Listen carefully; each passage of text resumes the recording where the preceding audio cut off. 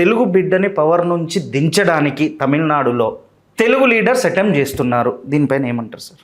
ఎవరి అభిప్రాయాలు వాళ్ళకు ఉండొచ్చు కానండి.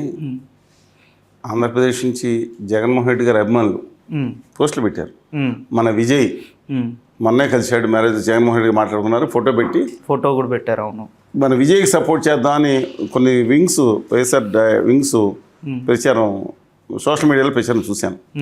ఇక డైరెక్ట్గా చెప్పాలంటే ఆంధ్రప్రదేశ్ ముఖ్యమంత్రిగా ఉన్న చంద్రబాబు నాయుడు గారు వెంటనే హోసూరు తెలుగు వాళ్ళు ఎక్కువ ఉంటారు.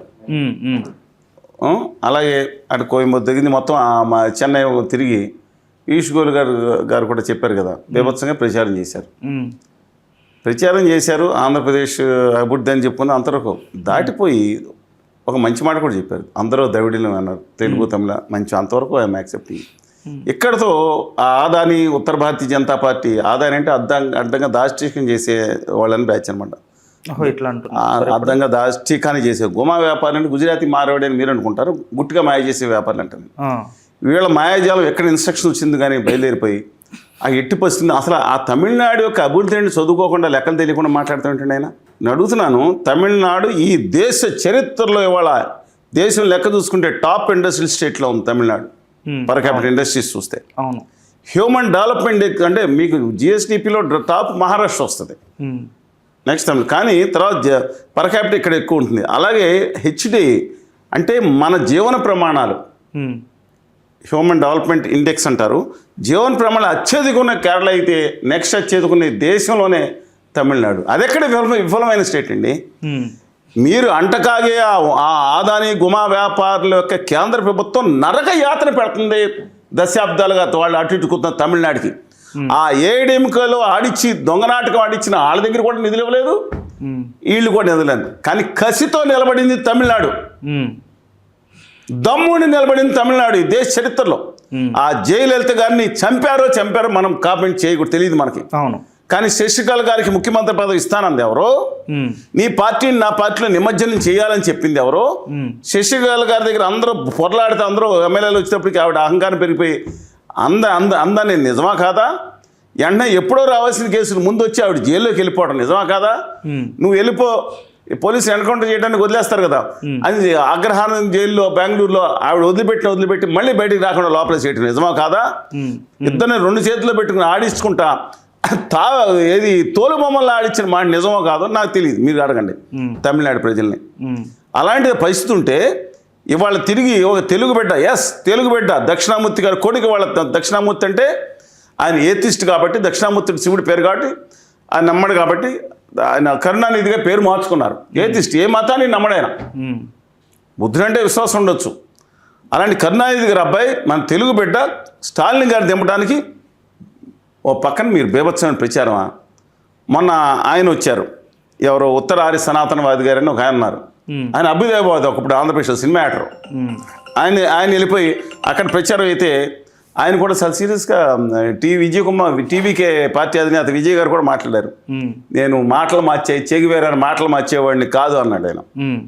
అక్కడికి వెళ్ళి మతం పేరు మీద, తమిళం మీద ఏం మాట్లాడారినా, తమిళ భాష ద్రవిడ భాష నా సోదర భాష, కొంత అతుండే ఉండొచ్చు వాళ్ళు కాబట్టి వాళ్ళు ఉన్నారు కాబట్టి దక్షిణాది మనం ఆగుతున్నాం.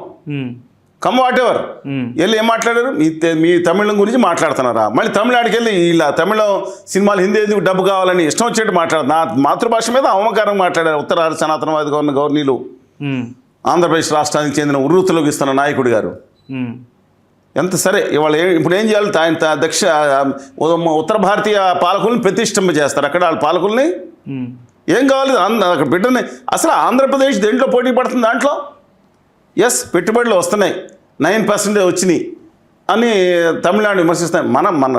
మన తెలుగు రాష్ట్రాల్లో అభివృద్ధి చేసుకుంటామని కావాలి, కానీ ఒకటి చూసి నేర్చుకోమని చెప్పి my humble request honourable chief minister of Andhra Pradesh, అలాగే జగన్ గారి అభిమానులకు కూడా ఒకటి విజ్ఞప్తి చేస్తా ఉన్నాను.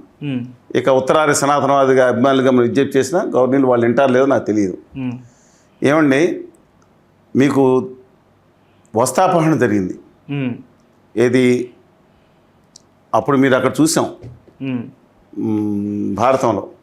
ఇక్కడ శ్రీమతి జయలలిత గారి మీద అసెంబ్లీలో అలాంటి జరిగింది. కసి పెరిగిపోయింది ఆవిడకి.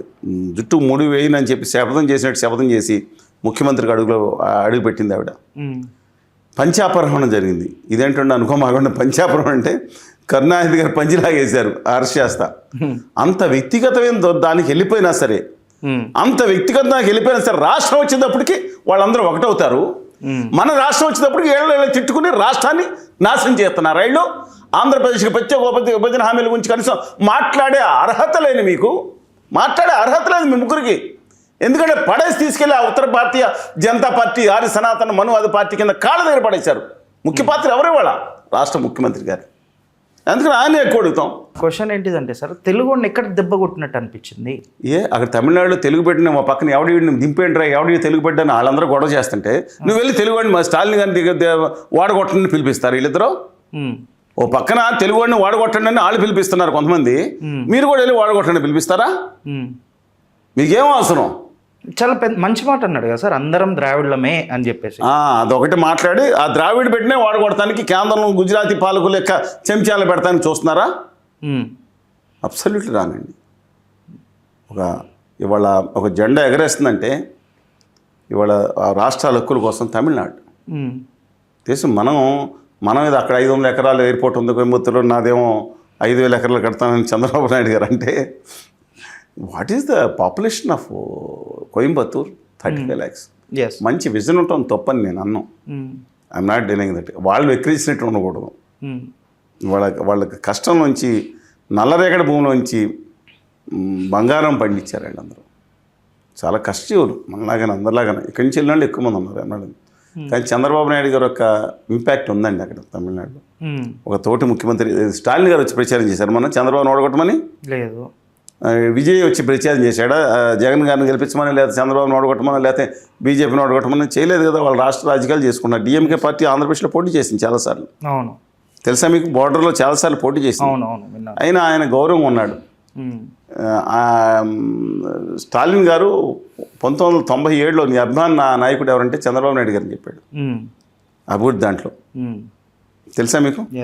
అందుకని ఆయన మర్చిపోకూడదు. తెలుగు బిడ్డను దెబ్బ కొట్టదని చెప్తున్నాను. Thank you sir. Thank you. ధన్యవాదాలు.